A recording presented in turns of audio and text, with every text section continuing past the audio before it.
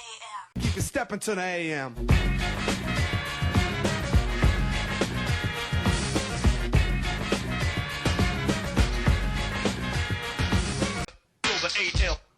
Well, if you can't beat them, let them join you. Yeah, I know that's not how the cliche goes. Okay, I'm well aware of that. But John Chevas, no question, has had a great reputation at LSU for fine defense, and Texas A&M took a keen eye on that. Now, Kevin Sumlin, entering another year in the SEC as A&M head coach and one of the highest paid coaches in college football, knows that paying your defensive coordinator or your new defensive coordinator $1.7 million per year doesn't hurt in bringing him along, and that's exactly what they're going to do.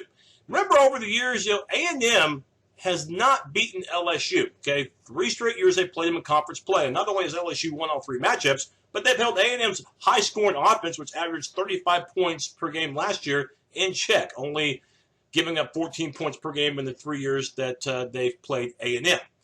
Again, I know that's not the main reason or the only reason why you're hiring Chevas away from LSU and Les Miles squad to come to College Station. It's because A&M's defense needs all the help they can get. Not talent-wise, because they've got the talent. A&M can recruit extremely well, and they have ever since joining the SEC. But you need direction for this defense. The philosophy is going to work, and maybe the defensive coordinator is not going to be so nice. And Chevas, believe me, he'll get his point across. And I think the biggest changes you'll see with A&M over time will be the secondary playing more of that man-to-man type defense. You'll see a lot of bump and run defense. You'll see them really get into the grill of the receivers. This secondary will be very aggressive. Now, they're not going to be sending their linebackers to blitz every time. It's going to be more of a disciplined type aggressiveness that Chevas will demand.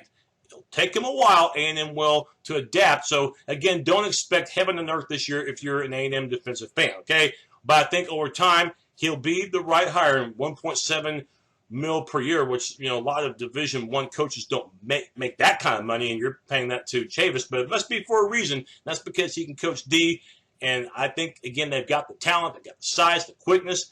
But secondary, I think we'll see the biggest benefit from it. Speaking of the secondary, that's where we're going to start. My 2015 A&M preview is on D and the corner, Devontae Harris. He's a senior, so you got some leadership there.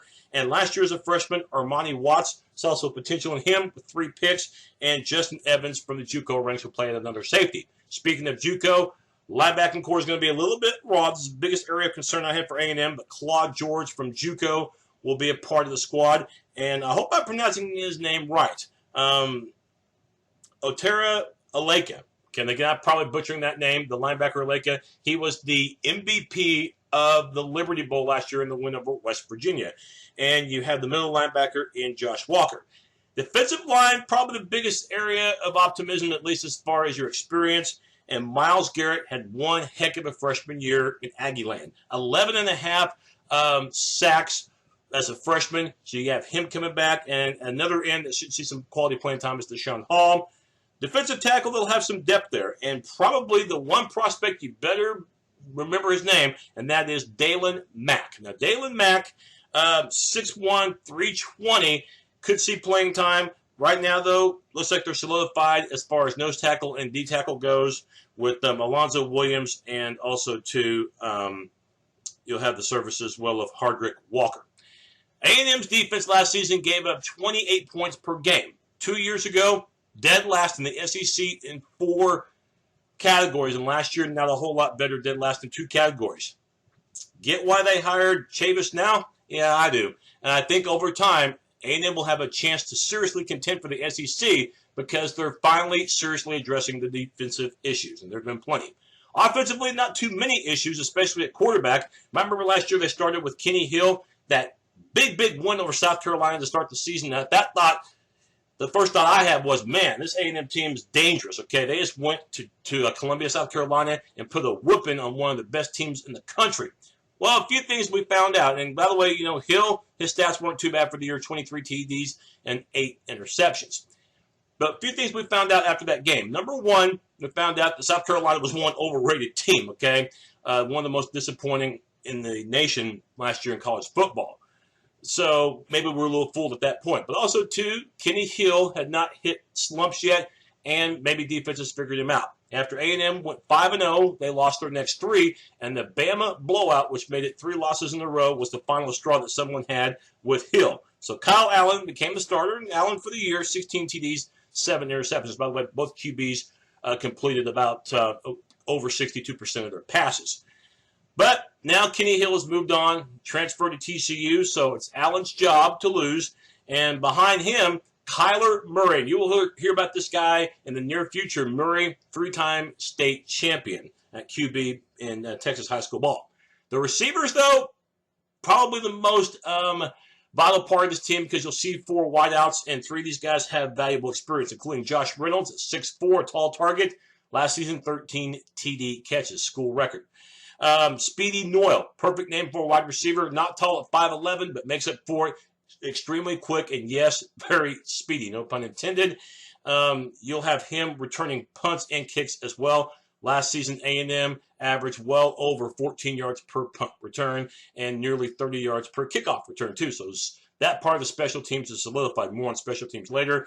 And you'll have Ricky Seals-Jones, who saw playing time a year ago, and a freshman by the name of Christian Kirk could see some PT this year as well, even though he's just a freshman.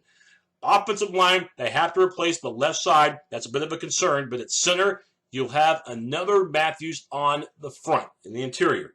That's right, Mike Matthews. The brothers of Kevin and Jake Matthews. Jake had a great career at A&M. And, of course, they're all sons of Bruce Matthews, the NFL Hall of Famer.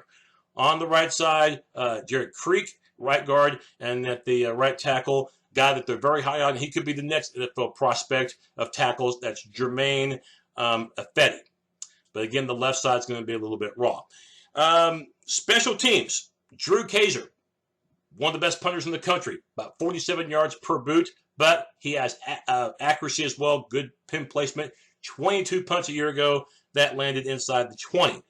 But the place kicker, you're going to have to replace, okay? Their place kicker from a year ago is trying out for the San Diego Chargers. And last season, they didn't miss an extra point, and they were pretty consistent as far as place kicking. But again, you're going to start with a different kicker this time. The schedule for A&M, whoever it is, call Oklahoma. Call my Sooners. Call the Big 12 and see if they can arrange the same kind of schedule for Oklahoma. Not that the schedule won't have challenges, but it's the proximity of the schedule that favors A&M. They'll never have a better schedule than this. They opened the season, though, with a pretty good offense, Arizona State, and for Kyle Allen, hey, he knows a thing or two about, the state of Arizona. He's from there. But the game will be in Houston at Reliant Stadium. A&M, that might as well be a home game for them. Okay, it's just about an hour trip. Of course, Arizona State's in Tempe. They got to travel a little bit further. And then Ball State, and that should be, again, the College Field renovation should be completed by then. Nevada, the next game. Nevada, got to watch out for them. They're better than you think. And the SEC openers against Arkansas in late September, and that game's in Arlington, a neutral site game. Get this. A&M does not play their first game outside of the state of Texas until the week before Halloween. How do you like that? Against Ole Miss. That'll be a tough game, though. Biggest game, I think, on the schedule is the one before that, and they'll get a bye week before they play Alabama. Crimson Tide will come to College Station. Of course, Alabama, no further explanation on how good they are. And you have a couple of road games in November, but they're the last 2. That's Vanderbilt, should be a win, and you play at LSU. And, of course, we have already mentioned the tie-in with Chevas, who, of course, is now the defensive coordinator at A&M and not LSU anymore. So a little intrigue there. Only 3 true road games for A&M this year, 7 home games, 2 neutral site games, but one of them might as well be a home game because it's in Houston against the Sun Devils. I think defensively, you'll see some improvement from A&M, and because of the way the schedule lays out, I think A&M will improve their SEC record to 4-4, and I think that they will go 8-4 overall. But again, offensively, I want to see how they do with the running game. They weren't terrible last year in the running game, but they just just didn't light the world on fire either. Tra Carson is going to get a lot of responsibility this year along with Brandon Williams. But again, the left side starting from scratch there is a bit of a concern. And you want to see, too, if Kyle Allen can play well throughout the entire season. And secondary, I still think, is going to give up their fair share of plays. And we got to see A&M force turnovers. Last year, only 5 picks, and they were -9 in the turnover category. So, A&M, 8-4, 4-4 in SEC play. That's my look at the Aggies. Catch you next time.